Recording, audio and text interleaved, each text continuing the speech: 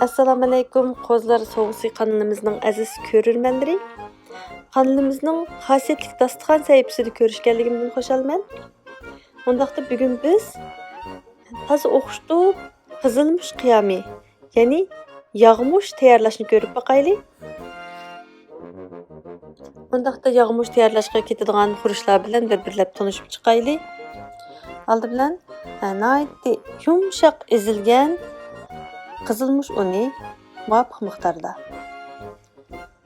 Andin agarda uyimizda bor bo'lsa, sal jirigerek ezilgan, ya'ni uruq bilan qizilmushni aralashtirib ezilgan qizilmushning aralashmasi bo'lsa, bo'lgan taqdirda uni aralashtirsak, yog'muchimiz nihoyatda mezlik chiqadi. Agar yo'q bo'lsa, hech nima bo'lmaydi, yo'q bo'lsa qo'shmasak ham bo'ladi. Undan keyin achchiq suv, qora achchiq suv. Andin suv yog'i, odat qo'rimlarga ishlatiladigan odatdagi suv yog'i muvofiq miqdorda. Undan keyin qizilmush qiyamida mezlik qilgan rol o'ynaydigan samsaq muvofiq miqdorda. Undan keyin oq kunjut. Oq kunjut butun holatdagisi bo'lsa, izlatgani bo'lsa toz yaxshi olmaydi. Butun bo'lgan yaxshi. Ankin bugun men azroq shakar qo'shmoqchi. İşletmekçi olan şekilli qizilmuchim bekli achchiq. Shunga shakar bilan biz achchig'ini so'siltay deb shakar qo'shmoqchi bo'ldim. Undaqda ketadigan qurishlarni tayyor qilib oldik. Endi bularni toza qiziq yog' qo'ysaqmi, chiqilib ketmaydigan chinini ilib, shunga shu samsaqdan boshqa qurishlarimizni aralashtirib aralashma tayyorlab olaylik. Bunda men qizilmush, ushoq ezilgan qizilmush bilan yirik ezilgan qizilmush ahvolasida ushoq ezilganini 2 ulush, yirikroq ezilganini 1 ulush, ya'ni 2 da 1 ulushni shu nisbat bo'yicha aralashtirsak bo'ldi.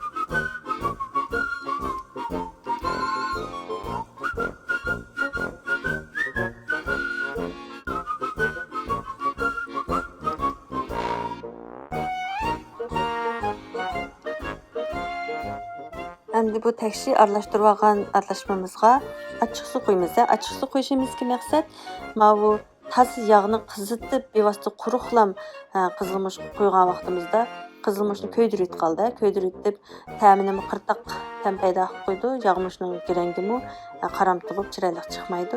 Shuni oldini olish uchun achchiq suv qo'yamiz. Shunga achchiq suvni bekchi qo'yasak bo'lmaydi. Bekchi qo'yasak ta'mi yaxshi bo'lmay qoldi yog'mushning. Achchiq suvni namdilish uchun bir azroqroq qo'yiblam namlasak bo'ldi. Endi bir qo'ydim. Endi yuz taraf, usti tarafiga, chunki yog'ni bevosita qo'ygan chog'da usti tarafiga qo'yilgan bo'lgan ekan, yana biz qo'yib shu usti tarafini tekshi namlab oldim. Asti tarafi yana quruq holatda, rasmda ko'rgandek. Usti tarafini namlab oldik. Mana bu yetarli bo'ldi. Endi achchiq suv qo'ymaymiz. Endi samsaqni ushoq to'g'rab olaylik. Ezish mashinamiz bo'lib qolsa, shuni o'sablam ushoq ezib olsak bo'ldi. Yo'qmi ushoq to'g'rab olsak bo'ldi.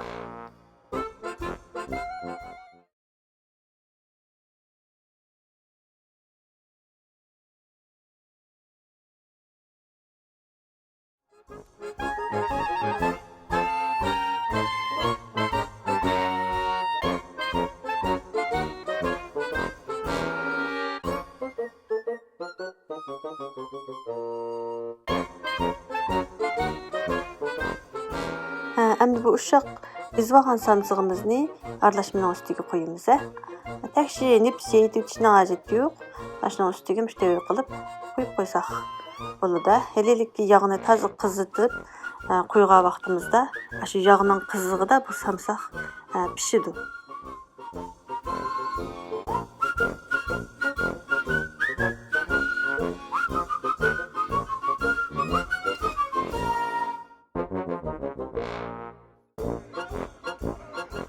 Endi bu qachimizni mana shundoq tayyor qilib oldik.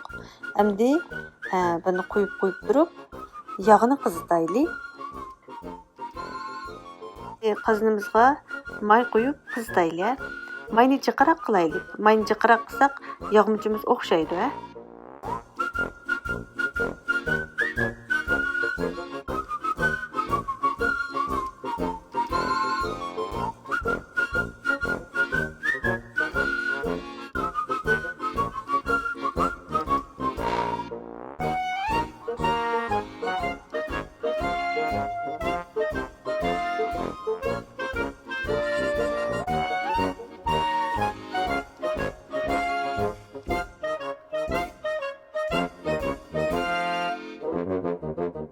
May toza yaxshi qizidi, toza qiziq 170-80 gradus atrofida toza yaxshi qizitamiz.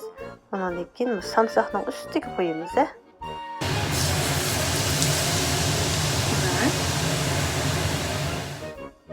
Ana angladikku, toza baj bo'lib, shu mayning qizig'idan samsoqlar pishyotidi.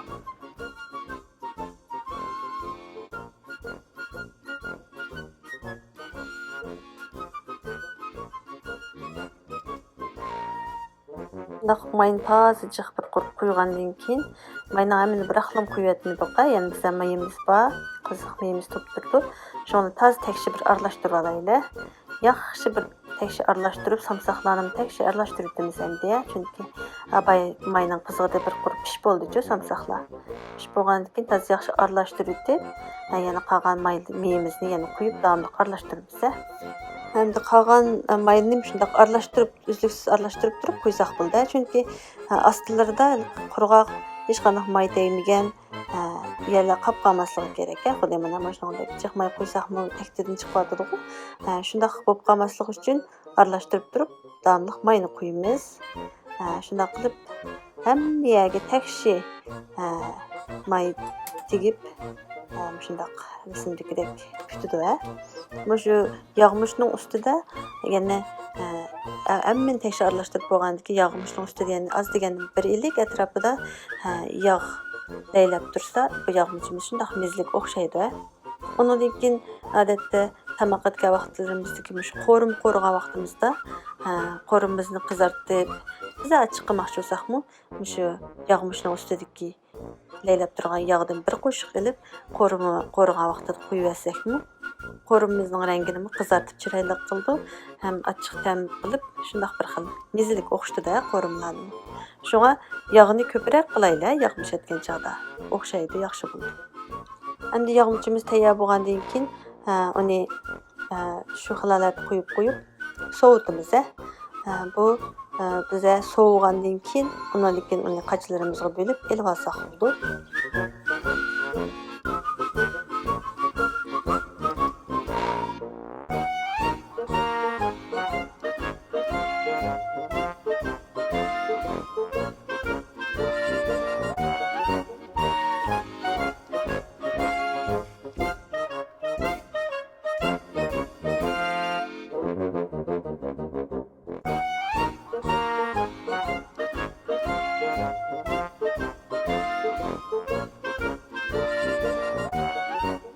Endi shu yoqmishni jiqiriq etib olgan vaqtimizda qolgan kunlik turmushda ishlatiladigan qutumizga sap bo'lgandan keyin yana yog'mish eshib qoldi. Bu vaqtida yog'mishni og'zi mahkam him etiladigan aynoq qachilarga elib olib, to'nglatqining sovuq saqlash bo'limchasida saqlab iste'mol qilishga bo'ldi. Buni xil uzun vaqtgacha saqlab iste'mol qilishga bo'ldi. Endi aynoq qachiga olib bo'lgandan keyin bu aynoq qachining og'zini bir qatim plastik yaltiroq bilan him qilib yepib o'tib, uning ustidan aynoq qutining og'zini bilan yopsak, saqlashda yaxshi bo'ldi. Shundoq qilib, tozimi o'xshagan qizilmish qiyomimiz tayyor bo'ldi. Ondaqda bugungi mezilik yog'mush tayyorlash bilan tanishishimiz mush yergacha bo'lsin. Keyingi qitimliq programmalarimizda ko'rishga nasib bo'lg'ay. Allohga omonat.